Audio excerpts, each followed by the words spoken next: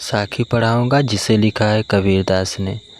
मैं यह video ICSC के बच्चों के लिए बना रहा हूँ, जिसमें आपको सरल भाषा में समझाएंगे। पहला है, गुरु गोविंद दोऊ खड़े काके लागू पाए, बलिहारी गुरु आपने गोविंद दियो बताए। गुरु का अर्थ है टीचर, गोविंद का अर्थ है भगवान।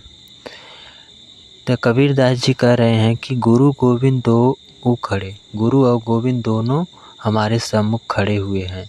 काके लागू पाए, पहले हम किसके पाँव पड़ूं, उस गुरु की या उस भगवान के पाँव पड़ूं। गोविंद दियो बताए, उस भगवान ने, ईश्वर ने हमको बता दिया कि आप जो है पहले उस गुरु की जो है पाँव पकड़िए, जिन्होंने हम ईश्वर के बारे में जो है आपको ज्ञान दिया है, इस संसार के बारे में आपको बताया। उस गुरु का महत्व ईश्वर से बढ़कर है, इसलिए आप पहले जो है उस गुरु के चरण को स्पर्श करिए, जिन्होंने भगवान ईश्वर के बारे में आपको बताया है। अगला है, जब मैं था तब हरि नहीं, अब हरि है मैं नाही, प्रेम गली अति साकरी तामे दो न समाए।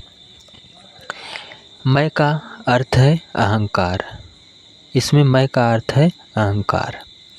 कबीरदास जी कह रहे हैं कि जब मैं था तब हरि नहीं, जब हमारे हृदय में अहंकार की भावना थी तब हमारे पास जो है हरि नहीं थे, ईश्वर नहीं थे।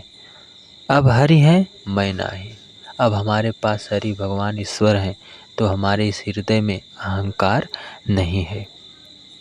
अब हरि है मैं नाही, अब हमको हरि मिल गए हैं, ईश्वर मिल गए हैं, तो इस हृदय में हमारे अंदर जो है अहंकार घमंड की भावनाएं नहीं है। प्रेम गली अति साकरी तामे दो न समाए, नीचे वाली लाइन में बता रहे हैं प्रेम गली अति साकरी, यह प्रेम रूपी जो गली होती है अति साकरी अर्थ संगील होती है, जिसमें दो लोग एक साथ आ जा नहीं सकते हैं। उसी तरह से कबीरदास जी कहना चाह रहे हैं कि किसी के शरीर में, हृदय में ईश्वर और घमंड दोनों एक साथ नहीं रह सकता है। या तो घमंड ही रहेगा या तो ईश्वर ही रहेंगे। ईश्वर को प्राप्त करने के लिए आपको हृदय से अहंकार को निकालना आपका।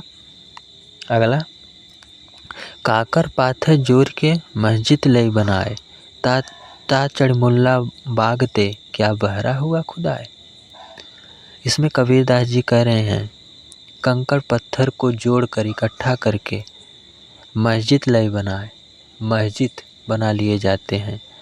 ता चढ़ मुल्ला बागते, और उस मुल्ला उस मस्जिद के ऊपर चढ़ के जो है ईश्वर का, भगवान का स्मरण करता है, याद करता है। कबीरदास जी कहना चाहते हैं क्या बहरा हुआ खुदा है, क्या वह ईश्वर जो है बहरा हो गया है, जो आपकी बातों को सुनने के लिए आपको ज़ोर से, इतनी तेज़ी से आवाज़ में और मस्जिद पर चढ़कर आपको पुकारना पड़ेगा। आप कभी भी ईश्वर का स्मरण ध्यान कर सकते हैं, केवल मन से आपको ईश्वर का स्मरण करना है, आपको कहीं जाने की आवश्यकता नहीं है। अगला है, पाहन पूजे हर मिले तो मैं पूजू पहाड़, ताते ए चाकी भली पीस खाए संसार। इसमें कबीरदास जी बताना चाहते हैं पाहन पूजे, पत्थर को पूजने से हर मिले, पत्थर को पूजने से अगर हर मिले, तो कबीरदास जी कह रहे हैं कि मैं पूजूं पहाड़, तो मैं इस बड़े से पहाड़ को पूजूं जो ईश्वर को प्राप्त कर सकूं।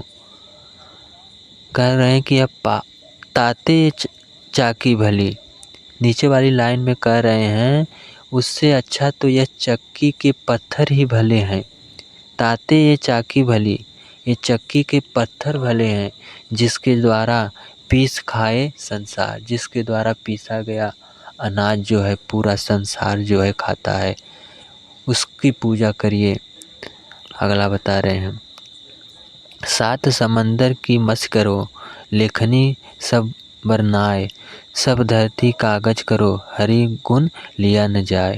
मस माने स्याही, करें सात समुद्र की मस करो, इस सात समुद्रों के जो है सभी का मैं स्याही बना लूँ, इस सभी समुद्रों का मैं स्याही बना लूँ और लेखनी सब बरनाए। बरनाए मतलब जंगलों वनों के जंगलों को मैं क्या बना लूँ, लेखनी बना लूँ, कलम बना लूँ। पहले आप लोग जानते हैं कि लेखनी जो है कलम के कुछ स्याही से बोर कर लिखे जाते थे नुकीला बनाकर।